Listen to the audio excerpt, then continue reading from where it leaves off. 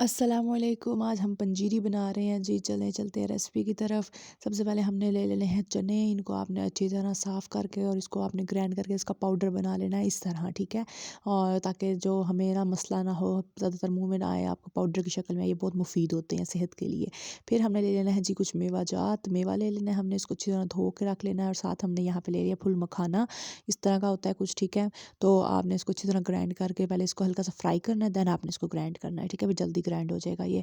اس کو گرینڈ کر کے آپ نے رکھ لینا ہے۔ جو یہ ہم ساری چیزیں تیار کر رہے ہیں جو ہم نے پنجیری کے اندر ڈالنی ہے، ٹھیک ہے؟ اور یہاں پہ میں نے السی کے تل لے لیے تھے، اس کو بھی میں نے اچھی طرح گرینڈ کر لیا، ٹھیک ہے؟ پیچھے آپ موٹے موٹے بھی رکھ سکے، تھوڑے سے اچھے لگتے ہیں منہ میں بھی آتے ہوئے، اور یہ بھی کمر درد کے لیے بہت مفید ہوتے ہیں۔ یہ ہمارے پاس ہے خشخاش جی، یہ میں نے اچھی طرح دھو کے، کیونکہ اس میں ریت بہت ہوتی ہے تو دھیان سے آپ نے ہر چیز استعمال کرنی ہے۔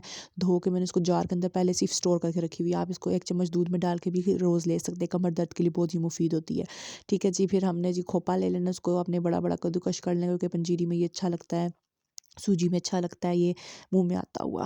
اور ہم نے باقی ڈرائی فروٹس اس میں لے لینے ہیں، میں نے مونگ پھلی چھیل کے رکھی ہوئی تھی، اخروٹ، بادام، ٹھیک ہے؟ یا آپ نے دونوں چیزیں اچھی طرح لے لینی ہے، ان کو آپ نے چھیل کے اچھی طرح صاف کر کے رکھ لینا ہے، اور پھر ان کو اچھا موٹا موٹا کوٹ کے نا، تو آپ آرام سے ساری چیزوں کو مکس کریں، اور دین پھر پنجیری میں آپ ڈال سکتے ہیں۔ اخروٹ کو بھی ہم نے اچھی طرح صاف کر کے نکال لینا ہے۔ اور یہ ہمارے پاس گوند کتیرا ہے، ٹھیک ہے؟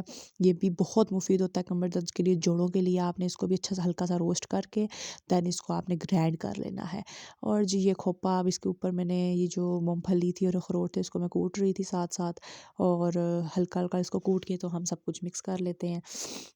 ابھی ہم نے پریپریشنز اور سٹارٹ نہیں کی تھی، اور ڈرائی فروٹس بھی ریڈی کر رہے تھے۔ یہ ہے جی ہمارا کاجو، فیوریٹ میرا جو ہے ڈرائی فروٹ ہے، اور اس کو بھی اچھی طرح آپ نے کوٹ کے موٹا موٹا ڈال لینا ہے۔ بادام ہے، اس کو بھی آپ نے کوٹ کے اچھی طرح جتنے آپ ڈالنا چاہیں، میرا تو تقریباً 1.5 کلو بادام تھے جو لیے تھے، تاکہ یہ، کیونکہ ذہن کے لیے بھی بہت اچھے ہوتے ہیں، مفید ہوتے ہیں، تو ان کو بھی آپ نے اس طرح موٹا موٹا کوٹ کے تو آپ نے ڈال لینا ہے اس میں۔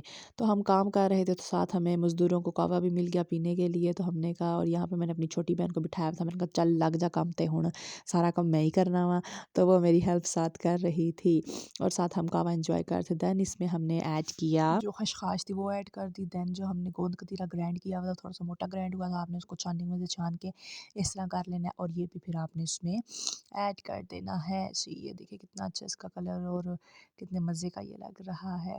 اور جی یہ ہمارے پاس تھا جو گٹھا نہیں ہم نے کیا ہوا تھا، پیسا ہوا تھا ہم نے گوند کتیرا، وہ بھی ہم نے اس میں ڈال دیا، اور پھول مکھانا گرینڈ کر کے وہ بھی ڈال دیا۔ اب یہ جو تھا نا ہمارے پاس چنوں کا پاؤڈر، یہ ہم نے پہلے اس کو سلکانا ہے توے پہ اچھی طرح آئل ڈال کے اس میں، تاکہ نا یہ ہو جائیں۔ اور یہ ہمارے نے کچھ دانے بھی لیے تھے، وہ بھی میں اس کو فرائی کر کے وہ بھی اس میں ڈالوں گی، دانوں کا آٹا۔ اور یہ تھی جی سوجی 2 کلو جو میں نے لی تھی، اس کو اچھی طرح آپ نے چھان لینا ہے تاکہ اس میں کوئی ذرہ نہ آئے۔